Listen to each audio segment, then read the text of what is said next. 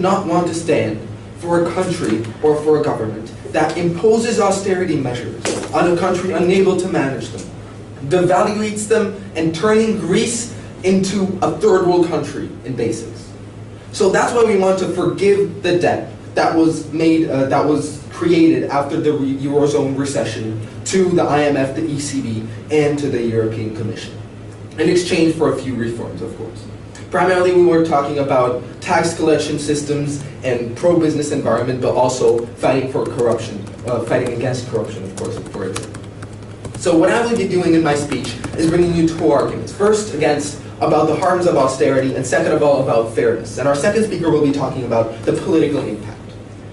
To get straight to the fact that austerity causes suffering of the people, we have to understand that austerity targets the welfare, and it targets economy, and it targets the public services, because austerity slashes the places of the biggest spending. And these three levels will be what I will be talking about in this argument. Because when we're talking about welfare, we're talking about slashing salaries and pensions of the working people and the elders. We're talking about the welfare for families, which basically means that a single mother that lives in Greece isn't able to provide for herself or for the child that it has. It means that she can't pay the mortgage that she has. It means that the child can't go to a doctor that actually will cure it somehow when it's sick. It can't live in a normal environment like they deserve to do. And it means that even if they actually have the money to do so, they can't withdraw from the ATM. They can't get the money that they have for themselves and try to spend it to live in a better environment, to create something better, to buy medicine or food for themselves. And that is something that austerity creates directly through the opposition's model. The second thing that it does is that it's bad for the economy. It devaluates the pro-business environment, it diminishes it, because the banks don't have money and have to cut their expenditures. And that means that they can't give out loans to the people. And if they do actually give out loans to the people, they have extremely high interest rates. That has two effects, ladies and gentlemen.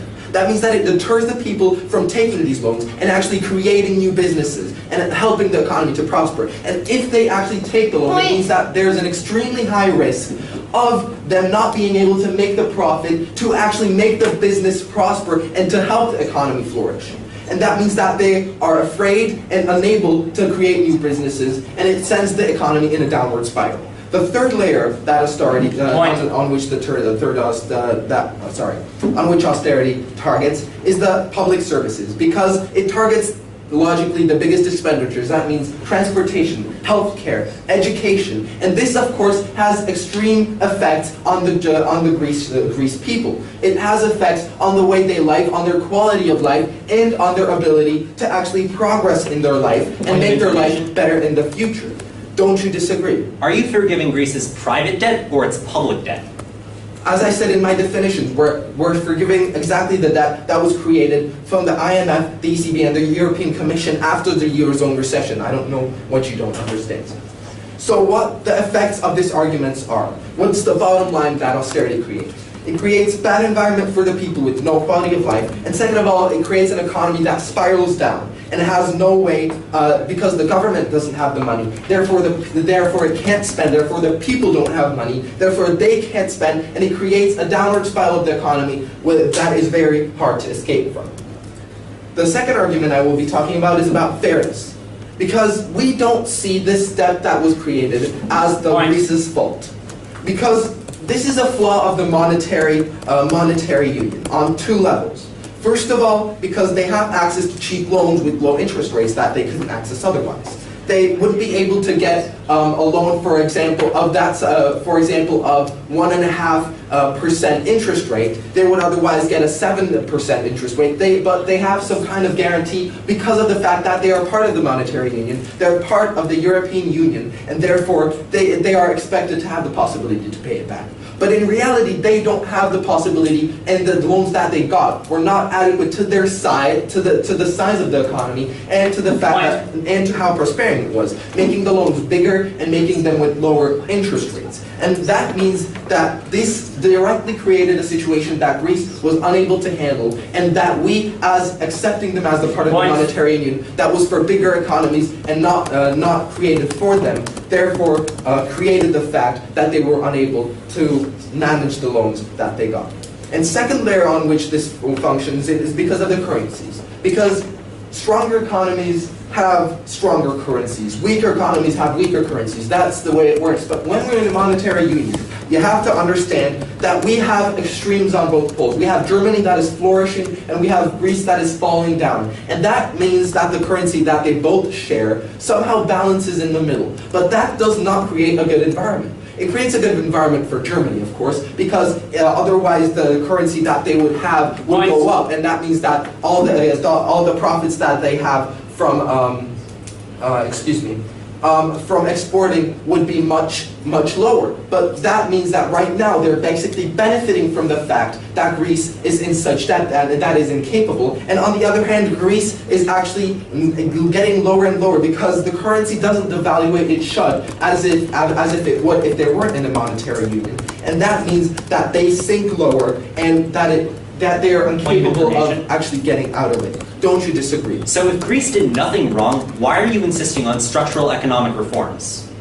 I will get to that point later. I was just getting into it, in fact. Because if you want to accept that the fact that the Greece economy actually had something to do with it, that the structural system in Greece actually has something to do with it, then even in that point, we don't think that it is unacceptable. On the other hand, we think that it's morally obliged to forgive this debt because of the fact that this structural system of the government and the government itself is not the people that live there. By the fact that the government made mistakes doesn't mean that the people are responsible and they should suffer the way that they are suffering. And we don't see how the people could have ever voted for the fact that the Syriza party will send them into such a downward spiral. They have never voted for that, and therefore we don't think that they are responsible for that. And therefore we are morally obliged to help them because of the fact that we are refusing help to a country that got into this situation thanks to us letting them into our monetary union, and we are imposing austerity measures that are harming them further,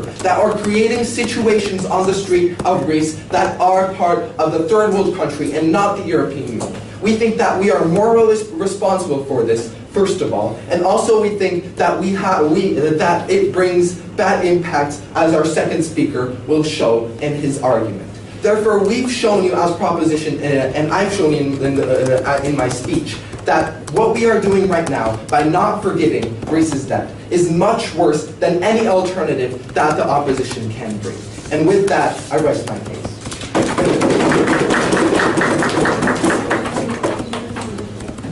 The speaker spoke for 7 minutes and 59 seconds.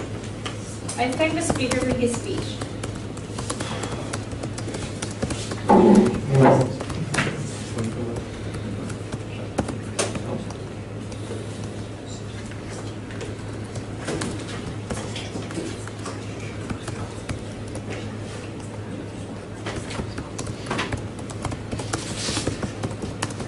May I now call the first speaker of the opposition to give his speech.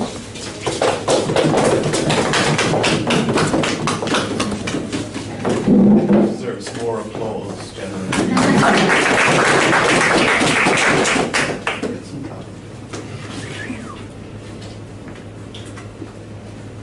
We agree that no Greece citizen should suffer.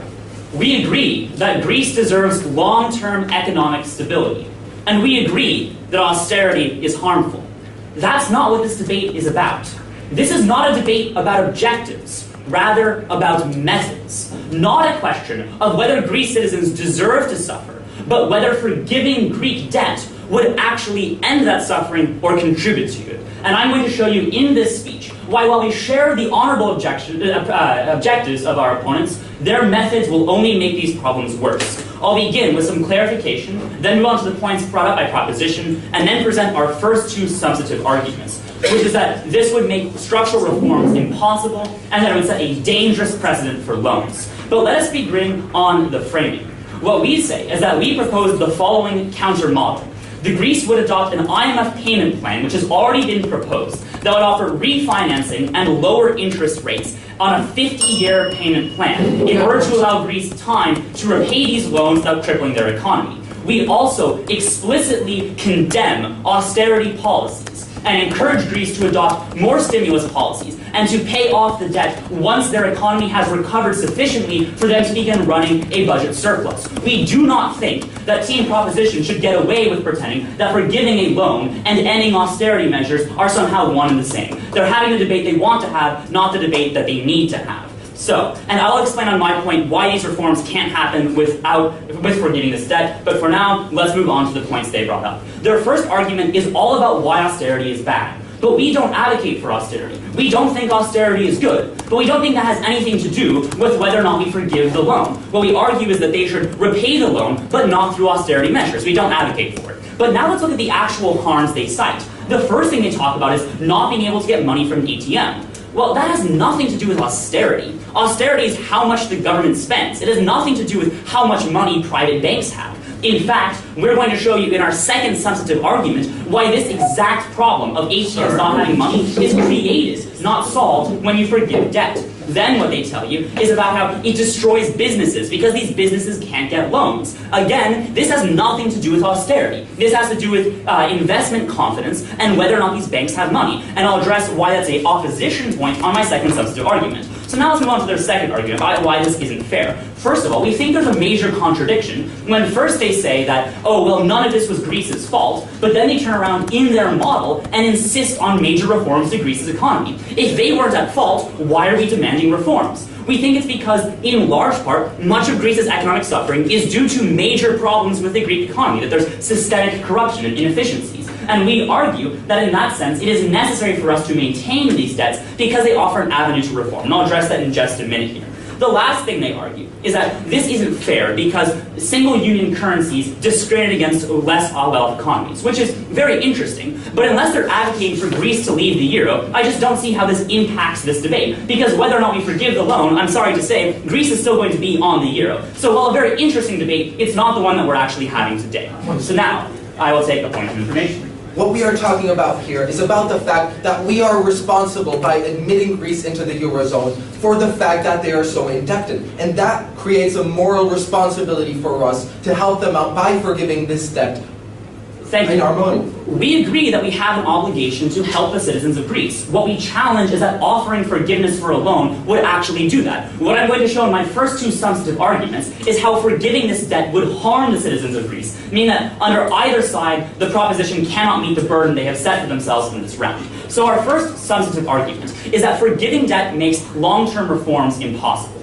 What we see is that the Greek economy has a number of major structural problems with its economy. There is rampant tax fraud, where less than half of the taxes that should be collected in Greece are actually collected by the government. There's huge corruption and graft within the government, and there's massive inefficiencies in the way the financial systems in Greece are run. The good news is that the long-term trend is towards reform. Right now in Greece, especially after the most recent referendum, there is a push to reform Greek economic systems. There has been cutting of corruption. There has been outside intervention. And all of this is mostly happening because outside forces like the ECB and the IMF are pushing for reform. The problem with the corruption in Greece is that it's become very much entrenched in the government. The entire government has become embroiled in corruption. And because such a widespread problem, it's impossible to root out from the inside. Greece's government can't fix Greece's corruption problem because the government is the thing that's corrupt in the first place. It's outside forces like the European Central Bank and the IMF putting pressure on Greece that has led to these reforms happening in the status quo. But the only way they put pressure on Greece is through the debt that Greece owns them. That's the only reason why they have any authority to pursue these reforms and to fight corruption within Greece. What we say is that once we forgive the debt for Greece, the ECB and the IMF, they lose all of their leverage. And now Greece, the invested interests in Greece, have no reason to listen to them anymore. They have no authority over them, and the corruption that has existed for decades will simply continue to exist because they crush the trend towards reform that's happening right now because of this debt. So what this means for the average citizen in Greece is that when they go to buy milk, it's 5 times as expensive as anywhere else in the EU because Greece has a 3-day expiration date on milk that was put in place to protect local businesses. It means that when you try to have a competitive business, you can't possibly compete against Italy because you're paying 3 times as much in licensing fees that again skims off as grab for the government. We think that citizens, when they try to play fair and play by the rules, always lose because the system has become corrupt. And that the only way to change that is through outside pressure, which vanishes in the world of the proposition. So that's why the reforms that both sides think are important can only happen on the side of proposition. Now let's look at our second substantive argument. But first, the point of information. Isn't the prospect of forgiving the debts that they have the biggest leverage that we can possibly have on Greece at the moment? So what we argue is that if you are going to not forgive the debt until after these reforms happen, then you're going to be holding the debt for an incredibly long period of time. These are long-term structural reforms. We're not saying we're going to fix Greece in the next 5 years. We're saying in the next 50 years. So if you're waiting for 50 years to forgive Greece's debt, we might as well just use the model that's been presented on Team Opposition, which waits 50 years and lets Greece pay back its debt and maintain its credit rating. But let's talk about confidence in our second substantive argument, which is that forgiving Greece's debt has a very dangerous precedent that is set for loans. What we see is that essentially what happens when Greece's debt is forgiven is that the international community is admitting defeat. They're giving up. They're saying Greece can't pay back this debt, so we're not going to ask them to. But while that might sound like kindness, it is in fact the worst kind of cruelty, because it means that no one will ever have confidence in Greece again. If you loan money to a friend and they don't pay you back, the next time they ask you, you say no. The ECB and the IMF are not charitable organizations. They're banks. They give loans. If they know that Greece isn't going to pay back the loans, they won't give them loans in the future. But the problem is that Greece is still running a deficit. So where are they going to get the money to fund their activities? The problem is that the banks within Greece don't have any money, so they can't give you money from the ATM. Where are they going to get that money if no one will loan it to them? This is exactly what happened after the referendum, when people were worried that Greece is going to default on their loans. If you care about currency controls, if you care about people not being able to get money to start a business, then you care about side opposition. Because admitting defeat for Greece is cruelty disguised as kindness. We believe in reform, not in relapse, and that is why we oppose.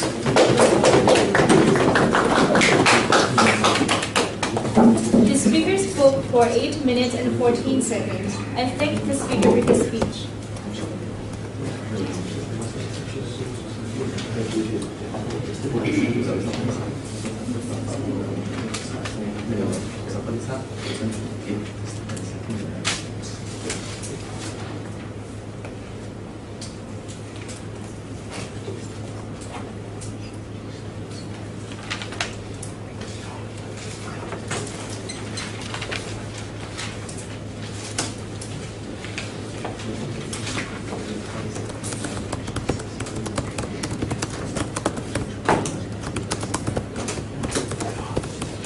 We now call on the second speaker of the proposition to give his speech.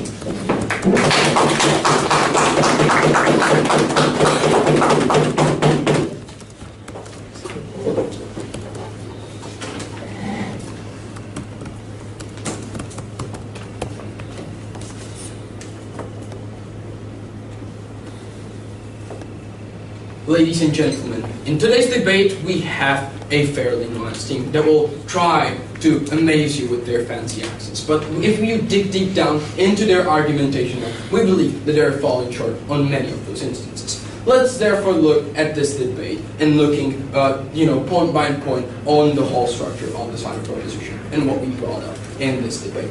Primarily, let's talk about definition and the model that we propose in this debate. Well, primarily, of course, we're, forgiving Greece all debt, or all public debt to be more precise. But secondly, we are, and we propose a fairly good, nuanced plan on, making long-term reforms, which is what exactly the first speaker was talking. Let me stop right there and say that just because we're doing those reforms doesn't mean that we don't trust Greece on doing those themselves. We believe that by doing that, we only want a long-term prosperity, not intervening Greece and punishing them for their previous wrongdoing. Now, secondly, let me talk about their fairly idealistic model of how it's going to work. Thing. And therefore, they brought us that the IMF and the Monetary Fund would forgive or would give them the loans, and therefore that and would not approve any austerity measures. and the Greece would somehow get stabilized in the long run. Ladies and gentlemen, that's not simply how economy works. If you want to get money, you have to sell something or provide some services. Otherwise, you simply don't have the money to pay back. And we believe that in the long run, what's going to happen is that the Greece is going to have even a deeper recession and even deeper problems in the long run. Well, let's talk about that. What they are proposing is a 50-year plan. If they are going to pay that with interest rates, we believe that Greece would never be able to pay that. In fact, no one on this on this planet and in this world would be able to pay that. And secondly, we believe that if they're forgiving them the interest rate, they're effectively doing the forgiving of the debt itself.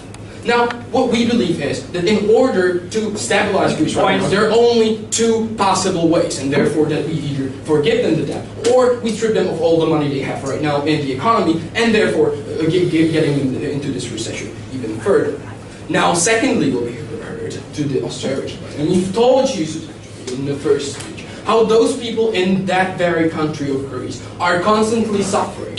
We've taught you the stories of those people that are the ones being punished for the wrongdoing of the European Union, which we've not heard any reaction to, by the way, from the side of opposition. But secondly, even if that was the case and the EU was not responsible for the government that has done that, the people are the ones suffering. We believe that there was absolutely no intention of those people electing a side that would get their country into debt. That's not simply how it works. We believe that even if there was some wrongdoing on the side of Greece, it's simply not the people who should be punished in the long run.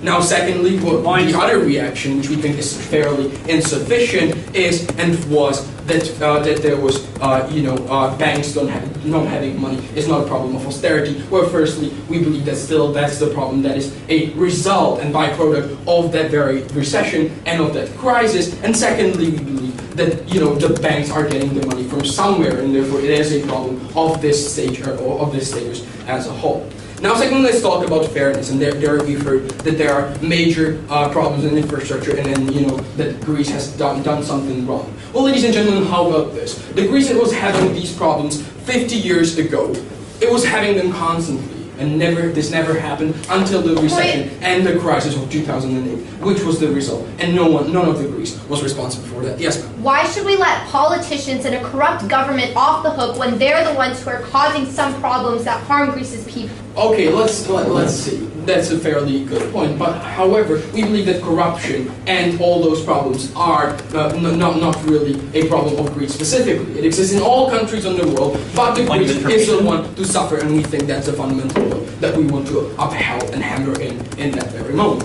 Now, secondly, if we were talking about how it's not fair, how about this?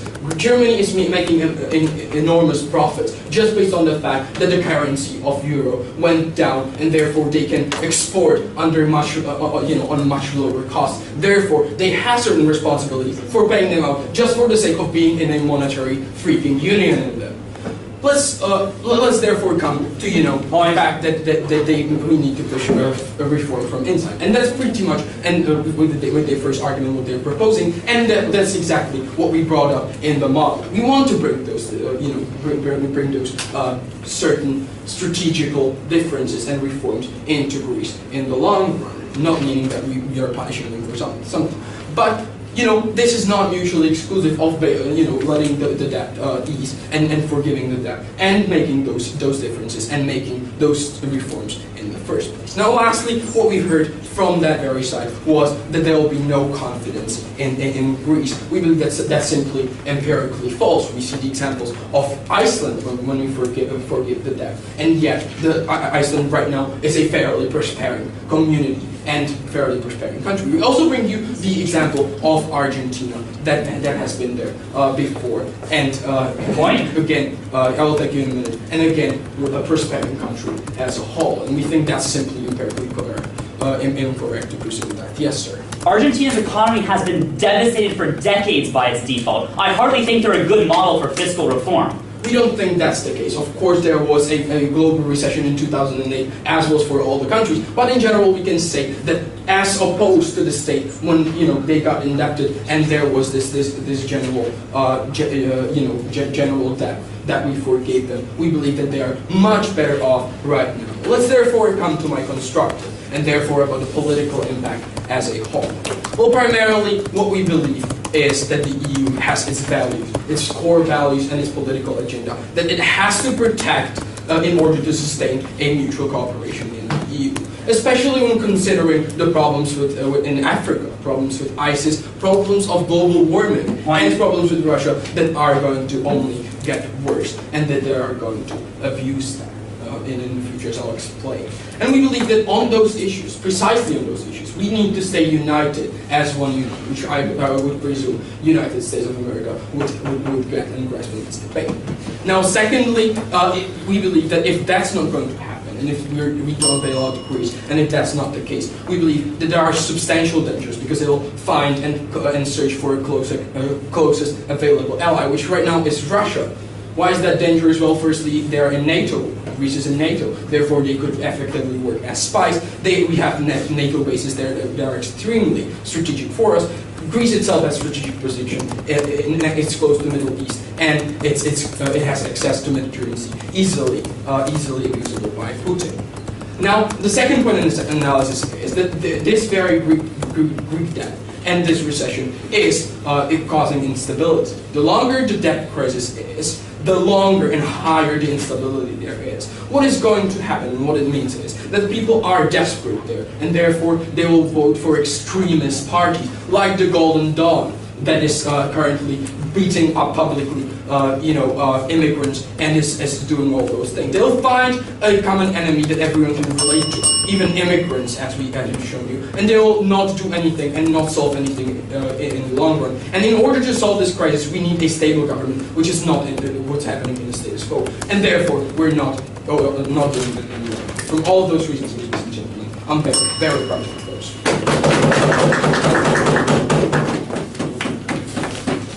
The speaker spoke for 8 minutes and 18 seconds. I thank the speaker for his speech.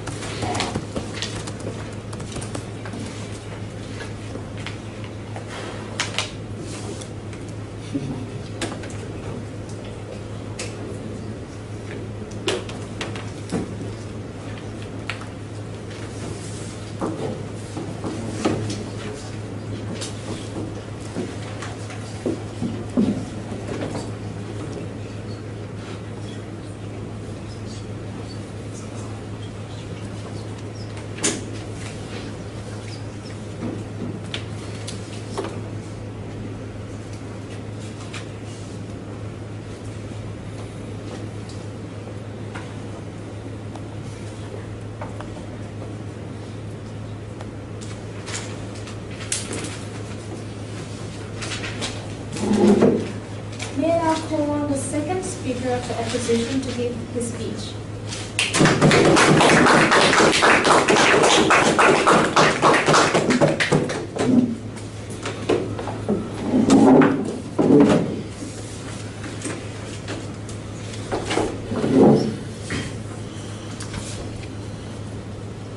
The people of Greece, the mothers and fathers struggling in the streets, deserve better than propositions' haphazard and poorly thought out solution. The burden in today's debate isn't to show moral culpability for who caused Greece's economic crisis. Instead, it's to show who best delivers long-term economic stability to the people of Greece, and that's going to be side opposition. In this speech, I want to first sort out this confusion over the model, which side proposition doesn't understand. Second, go over the three main arguments, and go over our first two arguments, and then present our final substantive argument, that they would devastate the European project. So first, let's be absolutely clear about what the models are in today's round. Side proposition's model is, Greece will implement these reforms, or else they will suffer. We will not forgive their debt until they implement these reforms.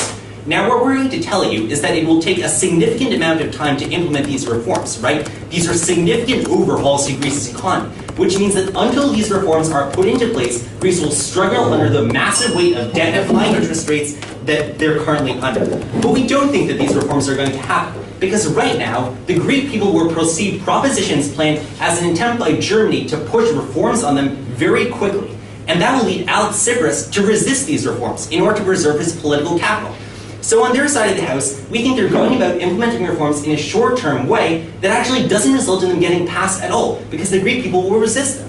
So what are we advocating for on our side of the house? No thanks. What we're saying is we're going to end all austerity requirements for IMF, European Central Bank debt.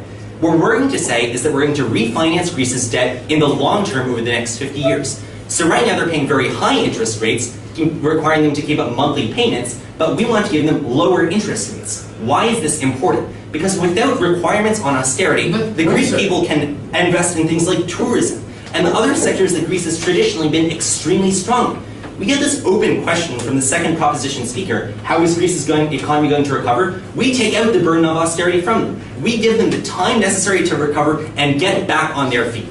Now, on the side proposition's case. No thank you. Their first point is about austerity. And we told you that unless you implement a long-term plan, then the ATMs that they're so concerned about won't be able to get money. And we have empirical evidence that suggests this is the case. Because right now, the people in Greece cannot get money from banks. Not because of the debt that they've accumulated from the European Central Bank, because literally, private European investors are not giving money to the banks because they're not confident of a long-term solution. So on their side of the house, people still aren't able to withdraw money. In their second point about fairness, they talk about systemic corruption, and they say Greece was not responsible for its crisis. Well, in October 2009, the Greek government released information that suggested it had been faking deficits of dozens of billions of dollars every single month. So yes, in a very realistic sense, Greece is morally culpable. Now, we don't think that this is particularly important for the round because we're concerned about Greece's long-term economic stability and health. Now, in their third point about politics, they say that Greece will go over to Russia's side. Two responses. One, Russia's currency union, which it wants Greece to join, is a horrible project. All of the countries that have joined it, like Kazakhstan, have experienced flailing economies over the past couple of years since they joined. But second, Russia's economy is horrible right now. It's experiencing incredibly high levels of public debt and inflation because of sanctions from the European Union and the United States. Greece would never choose to go over to Russia's camp because it's not in its best economic interests. But then they talk about Golden Dawn, and this actually doesn't make any sense. First, because Golden Dawn's leaders have been arrested by the Greek government for hate crimes, and they've also lost a substantial amount of popularity in polls. Syriza is firmly in control of the government. We don't think that'll happen. No thanks. Now, on to the opposition case. In our first point, we told you about how we can achieve long-term reform by pressuring Greece over the next 50 years with this debt, giving us some amount of leverage to enforce long-term reforms over a series of the next Greek governments. They don't give any analysis on this. It's mutually exclusive to their side, because on their side of the house, they can't implement reforms because the Greek people will resist, or they'll be haphazard, because these are long-term entrenched problems that require a significant amount of time to implement. Now on our second point about business confidence, all we get is this throwaway response about Iceland. Well, we have two problems with this. First, Iceland was didn't have $250 billion worth of debt. That's going to require far more work to get rid of through structural reforms. But what we also tell you is that there's no private investment on their side of the house. Because if we forgive all of Greece's debt, then business investors will have no confidence that future Greek governments will be able to pay off their debt. It'd be like forgiving Greece for all of its debt without ensuring that it'll be able to pay off its debts in the future. Yeah. Well, actually, the IMF and these institutions have bought this debt from these private businesses. So, like, the private businesses are going to be okay, and they will lend money to Greece. So basically what you're saying is that all of the private businesses that have seen Greece's massive economic crash will invest in Greece because they think that in the future, the IMF is going to bail them out. No. The IMF forgiveness of Greek debt, as I'm about to explain, would be an incredibly unprecedented step with massive ramifications for the European project. Now, our third substantive argument about how this would devastate the European project. We have two layers of analysis. We think that first is that the European Central Bank is admitting that it cannot succeed in ensuring reforms. The European Central Bank is not meant to give out economic handouts to countries. Instead, it's meant to be a lender of last resort that ensures that reforms happen in these countries. So let me give you an example of a hypothetical situation in the future if we forgive Greece's debt. Let's say that a country in Europe, for instance, Italy, has an economic crash. Two situations happen. Either one, we don't forgive their debt, in which case all of the harms that they're so concerned about will happen. And many people will lose confidence in the European Central Bank's willingness to bail out European countries. But second, we think that if the European Central Bank continues bailing out countries and forgiving their debt at this rate, it'll result in massive inflation. The money to forgive this debt doesn't come out of nowhere. Instead, it's because the European Central Bank has the authority to print euros. So when the European Central Bank is handling future crises, it'll be injecting hundreds of billions of euros into the European Union's economy, which is not a stable way to run the economy. It'll cause massive spikes in inflation and harm the average citizens that side proposition is so concerned about. If they wanted to help the people affected by crises, they would implement a long-term plan like the one that we and the IMF have proposed. Go ahead. Are you telling us that we are supposed to expect that if we forgive Greece's debt, that Italy will crash in a decade, that someone else will crash another 10 years later, and that will create massive inflation? This is a one-time thing. That does not mean that economies will crash suddenly. No. Economic crashes are inevitable. Our argument is that when the next economic crash happens, countries will expect the European Central Bank to forgive their debt. And if it does, it'll result in massive problems of inflation or will result in huge political harms, because the European Central Bank won't forgive their debt, and people will begin to ask, why are we different from Greece? And we think that there'll be huge risks of secession from the European Union. Now, our second layer of analysis under our third argument is that this undermines faith in the European Union. Right now, the main critique of the European Union is that it's a global system with local currency controls. Now, we think that on their side of the house, we might forgive Greece's debt, but we'll show that it will have an unstable system that's incapable of resolving its economic and monetary crises with anything less than a massive forgiveness of debt. We think that this is a huge problem, because the nations that want to join the European Union want stability. They don't want a massive, overwhelming solution from European institutions every single time that there's a crash. They want countries to be able to pay off their debt and contribute in their part to the European project. So in side proposition's world, they give you a haphazard solution that doesn't result in any reform. But on our side of the house, we give you a well-thought-out policy that ensures that Greece will be able to recover and pay off its debt. We're very proud to oppose. The speaker spoke for 8 minutes and 14 seconds. I thank the speaker for his speech.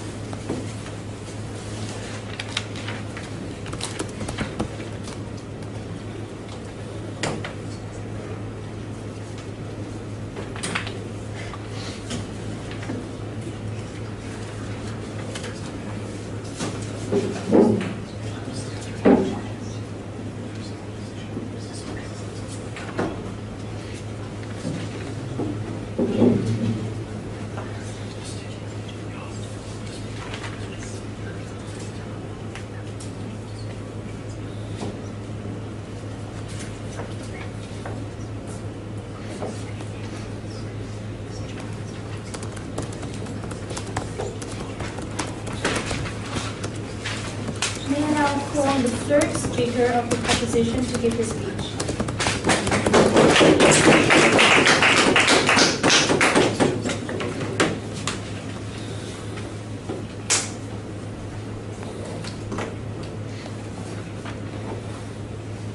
Ladies and gentlemen, there was one huge problem with this debate, and that was that we basically didn't have an opposition. We had a clear model from prop saying what we want to do. And then we had op that comes up and say, yeah, we basically agree with you with everything. We want to do almost everything the same, but like we want to change the small print on the deal.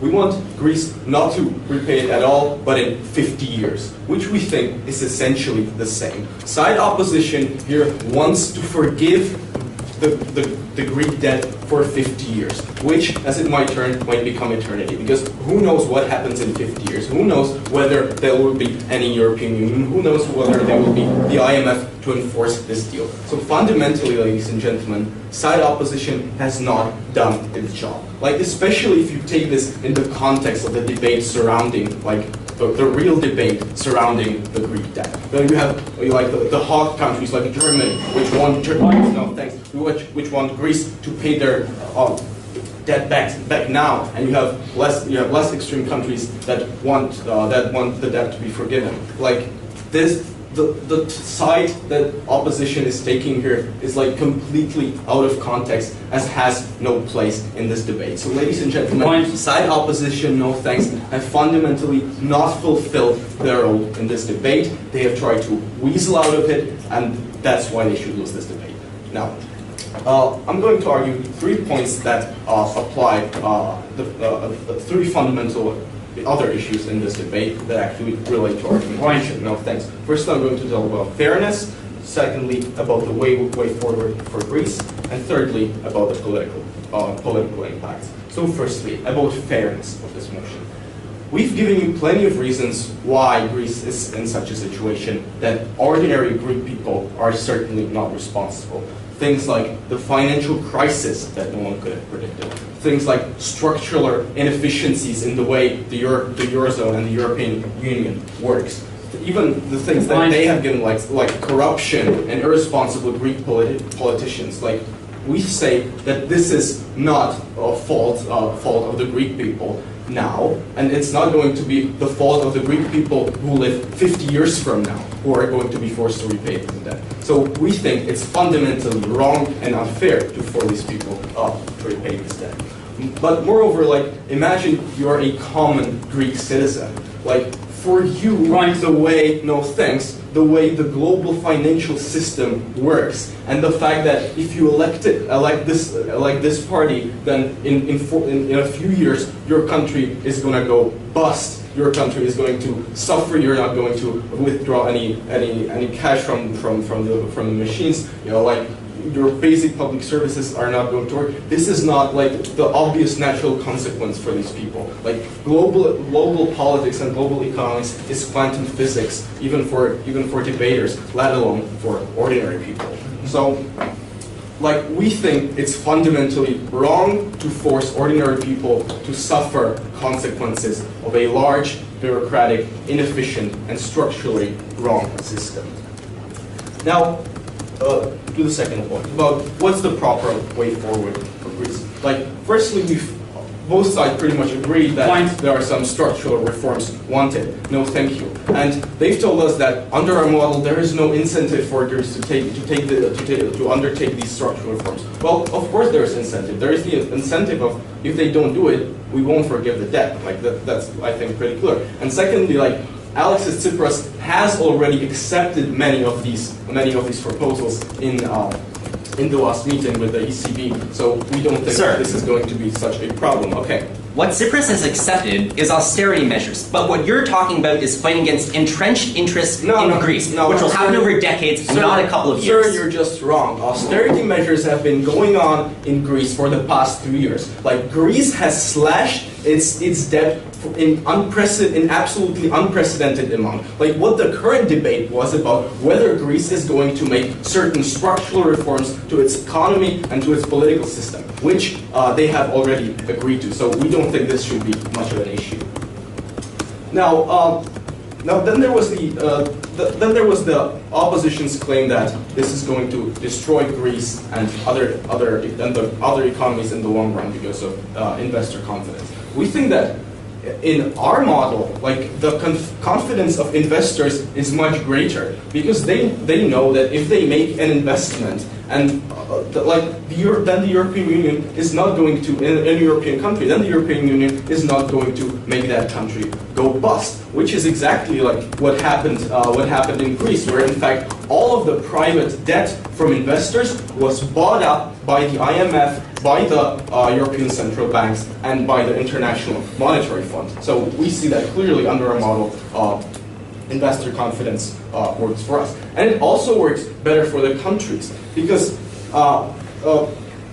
as a country you are much more motivated to stay in the European Union if you know that you're not going to be left overboard. Don't you agree, sir? Who exactly is ever going to loan money to Greece again when they've proven that they're not going to pay it back? Well, like the IMF, for example, or all of the institutions that have done so far, and like everyone who wants to invest in good business, because we've told you that the only way Greece can get forward is if it has money, if it can invest money in businesses, which is not going to be possible if they have to repay this debt. And like this Point of information? no, thank you. This is the exact same that happened in Argentina, for example. Like sovereign debt defaults are not that unprecedented, and it's not like these countries suddenly fall apart and nobody wants to invest. No, thank you. Because like investors accept that there is a certain risk, but that doesn't mean that they can't make money out of these countries. Now, finally, they talked about inflation, and we think that this point is kind of irrelevant since like we're not saying that more money should be printed by the ECB. We're just saying that like Greece should not repay the money. So like we don't think that there is not going to be more money printed. So that point is kind of irrelevant.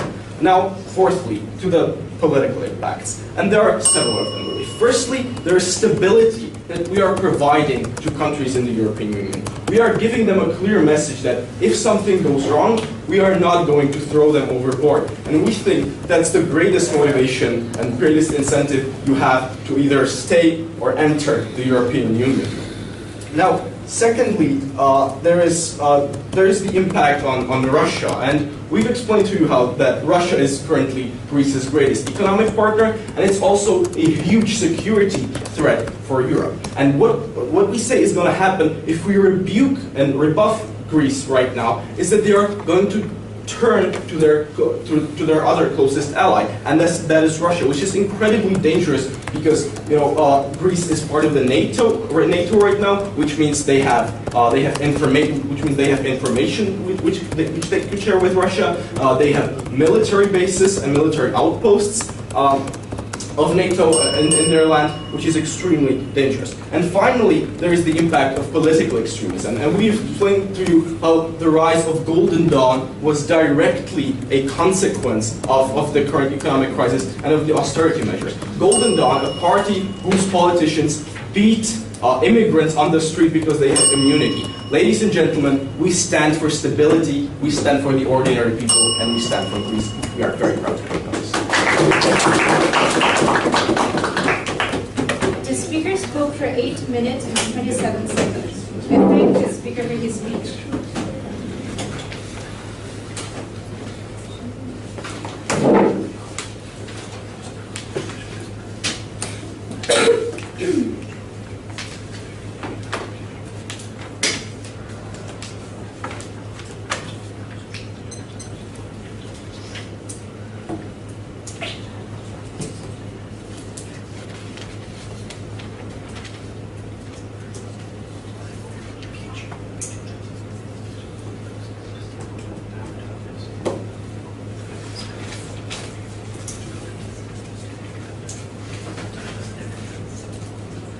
May I now call on the third speaker of the opposition to give her speech.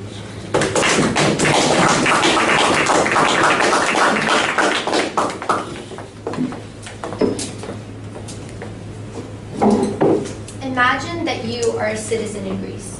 What will happen when we forgive the debt? There will be fewer loans in the system, which means that there's less money in the system. You can only withdraw 60 euros a day because there's no money for the banks to give out in the ATMs. Because we believe in reform, not relapse, we're so proud to oppose this motion. In this speech, I'm going to go over some clarifications regarding the model and then get straight into the heart of the issue over 3 main areas of clash. So first, on clarifications. Remember that we applaud our opponents on talking about the impacts on the people, and we agree to these objectives. The question is about why forgiving the debt will solve the problems, and we believe that side proposition has not sufficiently answered the question of why forgiving the debt uniquely is important, and why solving the same objectives won't happen in a world of our counter model.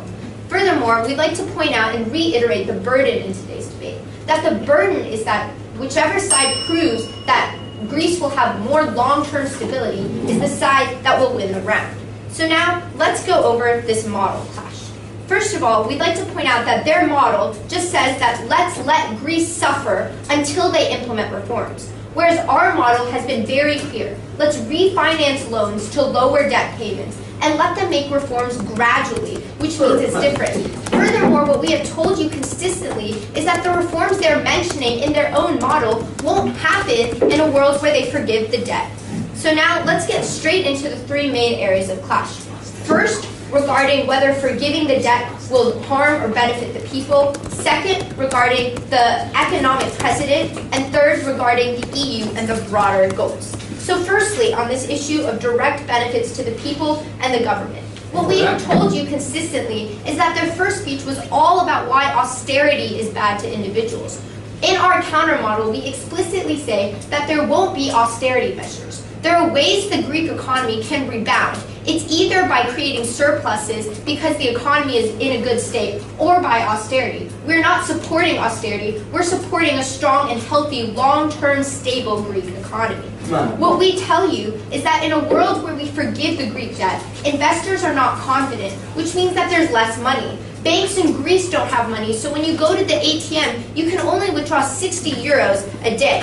Furthermore, what we told you and what we have brought up in POIs is about corruption. We tell you that forgiving Greece's debt lets politicians off the hook. Let's remember why the Greek debt and why this financial crisis started in the first place, which was the analysis our second speaker gave you. We talked about why there's been a lot of public spending and why the government did report that they were hiding deficits, which means that their whole fairness argument falls on face. What we tell you is that Greece's government can't fix their own corruption. What we tell you is that the debt allows for pressure for the European Central Bank and the IMF to stop some of the problems that are happening. But why does this matter? What is the impact? We tell you that individuals have to pay the price for a bad government in their world. We tell you that individuals and businesses in Greece can't compete against businesses in other countries. We tell you that milk is 4 times more expensive because of all of this that's happening.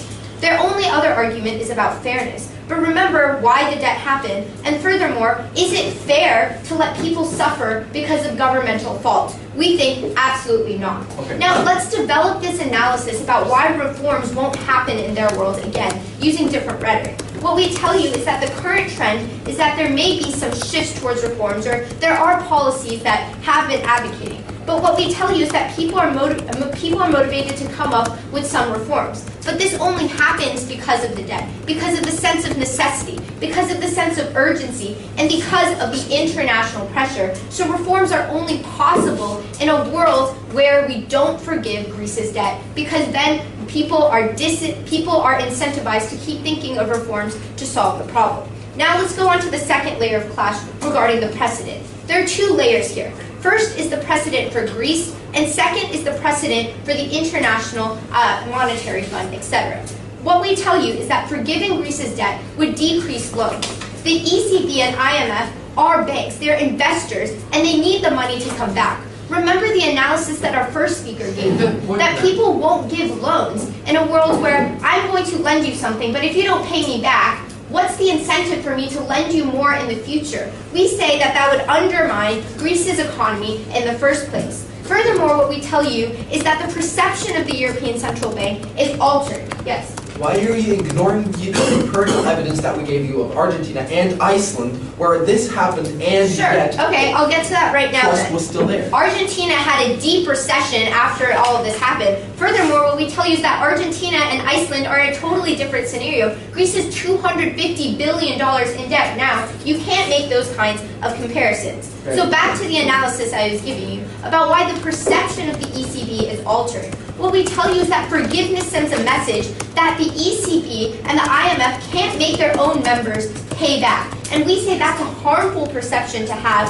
because it leads to other impacts where other countries are going to start asking for loans, etc. And and there's this cycle that will be perpetuated where the IMF will be expected to bail people out, will be expected to forgive every other financial crash. So now let's go on to the third and final layer of clash regarding large-scale benefits to the EU, etc. What we tell you is that the IMF is a lender of last resort. And if we continuously bail out countries, that leads to things like inflation, which will only do more harm than good. When the next crash happens, countries expect the IMF to bail them out. What we tell you is that the euro is a global currency without global control. Nations that want to join the EU are deterred because it's perceived as the EU is unstable. We got no response to that in their last speech. Yes? If you leave the Greece fall, how does that increase the relevancy of the monetary union of euro? What we are telling you is that if we bail out and forgive Greece if we forgive Greece, other countries when they have financial crashes expect more forgiveness, and we say that leads to a cycle where it leads to more inflation, where it leads to more harms to individuals. They say that we can still impact the currency, etc., but we tell you that it's irrelevant because Greece is still in the euro in both worlds. We're not advocating for a Greek exit. Their next argument on broader impacts is regarding Russia. But what we tell you continuously is that Russia's currency is terrible, especially in a world where there are sanctions on Russia's economy. Furthermore, what we tell you is that we're giving Greece a long-term solution in our countermodel. And a solution means that they're still in the EU, so they still have that. So at the end of the debate, remember, we're not defending something completely absurd. We are defending a specific countermodel that gradually leads to reforms instead of just saying reforms are undermined because of things like loans. If you look at how we're comparing worlds today, we're saying that in terms of the burden of long-term stability, only in a world where we don't forgive Greece can we have that leverage, can we have that pressure, can we have that confidence to invest in more loans, and that all directly impacts the citizens and everyday lives. And because we believe in reform and not relapse, we're proud to oppose.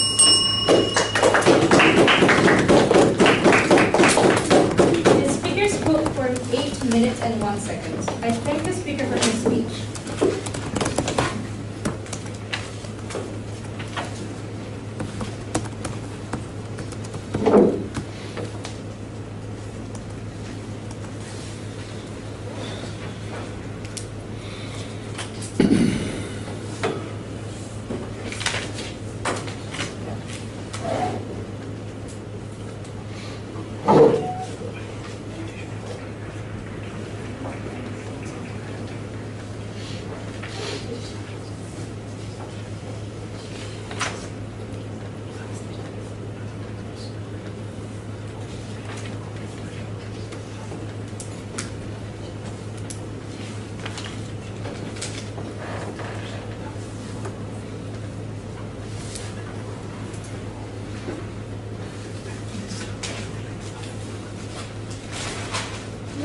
Call upon a reprised Speaker of the Opposition to give his speech to conclude his team's case for the debate.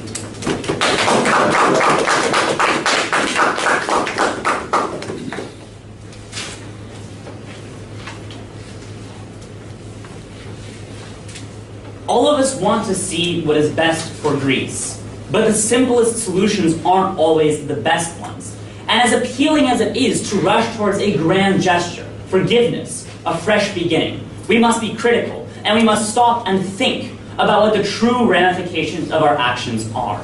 And what we have consistently shown is that forgiving Greek debt, while might be great in principle, leads to further harms and more suffering for the Greek people. In this speech, I'll be doing 3 things. I'll begin by clearing up some of the framing for this round, then I'll look at the issue of reform, and then the issue of confidence and the long-term prospects for Greece. But let's start off with some brief clarification. In their 3rd speech, they complain that we are avoiding a clash of motion. They say that we should not make Greece pay. We say we should make Greece pay. I don't see why there isn't a clash in this debate. Both sides have elements to their models. That's the nature of a debate. If they aren't prepared to debate against a team who says make Greece pay slowly, then I don't know what debate they were expecting. So with that in mind, let's look at the burden. What we told you and has been clearly agreed to within this round is this is not a debate about who is at fault or who has a moral responsibility, but rather which side is better provided for the people of Greece. We think if we can show you that team proposition increases suffering for the people of Greece, then there's no legitimate way that they can win this debate. So let's look at why they do that. Firstly, on the issue of reforms, what we see is that in the world of proposition, there are 2 possible paths, neither of them good. Either they go ahead and forgive the debt right now, in which case there's no incentive for reforms and they never happen. We clearly explained that in the 1st speech and it was never really addressed to you. Or, as they seem to be advocating, we hold off on forgiving the debt until they institute these reforms. But we think it's a huge contradiction for them to get up here and say, no citizen should suffer because his government is corrupt, and then say, we will make Greece wait for this forgiveness until they institute these reforms. We say these reforms take a long time. You can't change your economy in 3 years. Unless we refinance these loans, unless we provide sustenance to Greece, if we wait and make it conditional like they propose, then they are in fact creating all of the terrible things they address. If they truly believe that debt forgiveness is so important and so morally necessary for the people of Greece, why are they forcing the people of Greece to wait until their government makes reforms? We think their case is completely contradictory. If we want reforms, then what we should do is have long-term payment plans. Greece pays off the debt over 50 years. They do not damage themselves too much. But that debt still provides incentive, still provides authority for outside forces to promote structural reform in Greece. We think that the counter model in this round is the only way to both have reform without forcing the people of Greece to suffer. And we think if you believe in reform, if you believe in the necessity of stopping corruption, you have to look towards team opposition. Then let's look at the issue of the long-term prospects for Greece. And this is where it's clearest that the opposition has offered the only true analysis within this round. What we tell you is that these organizations, like the IMF, like the ECB, are not charities. They're investors. They're lenders. They offer you loans. But if you don't pay it back, it stops being a loan and starts being a handout. What we say is, if Greece doesn't pay back this loan, then who is ever going to lend money to Greece again? I asked this in the POI, and what they said is, well, investors will do it. It's not an investment if you don't get your money back. What we say is, if Greece says that they can't pay this back, if we show that Greece is not capable of repaying its debt, no one will ever lend money to them again. That's why the ATMs don't have money. That's why the government can't pay for social programs. That's why the people of Greece are suffering. Because the government needs this investment. It needs these loans. And although it might be appealing to, in the short term, forgive this debt, it means that no one will be willing to offer money to Greece. They can't pay for their deficit. They can't pay for the money people need. And the banks have nowhere to turn. No one is willing to help Greece. We believe in the people of Greece. And we believe that they deserve long-term stability, not a short-term solution that leaves them with even more problems than they started with. And that is why we oppose. The speaker spoke for 4 minutes and 10 seconds. I thank the speaker for his speech.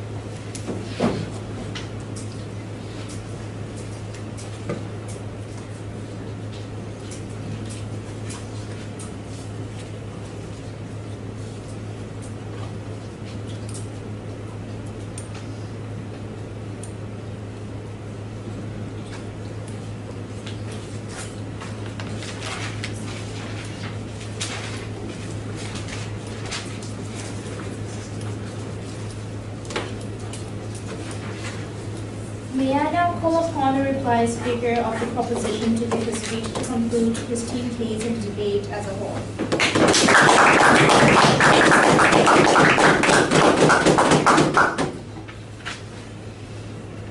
Ladies and gentlemen, despite the effort of the side of proposition, this very debate crystallized into two only and solely utilitarian points.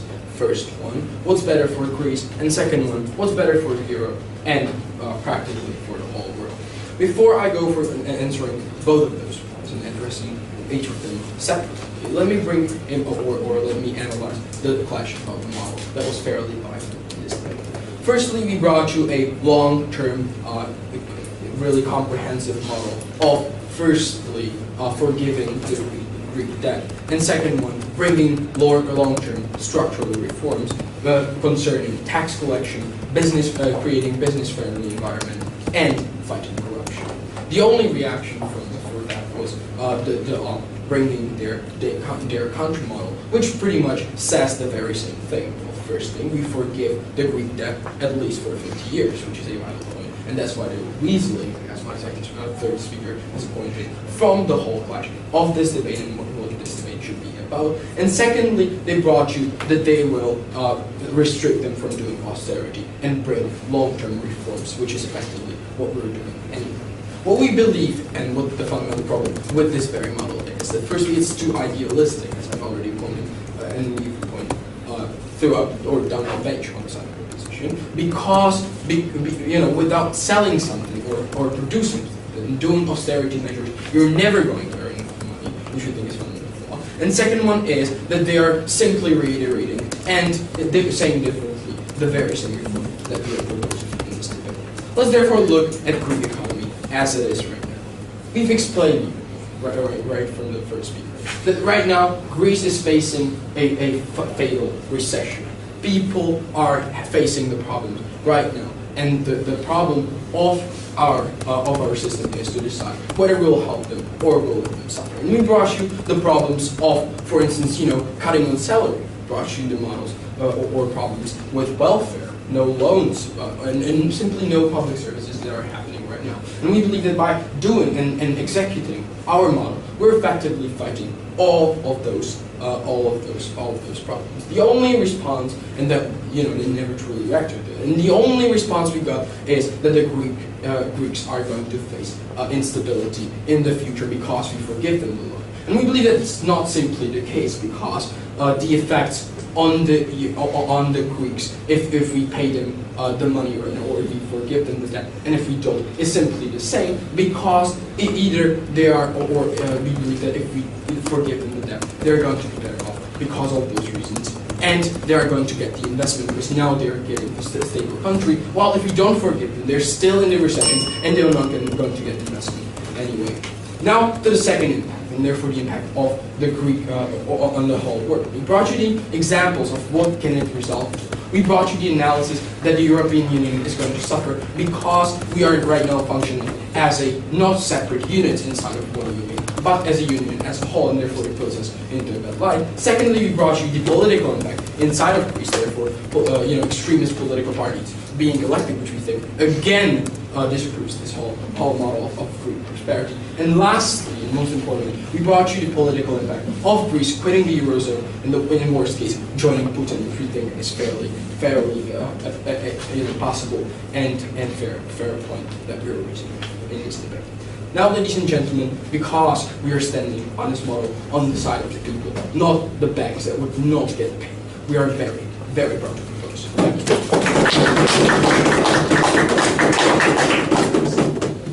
The speaker spoke for 3 minutes and 59 seconds. I thank the speaker for his speech.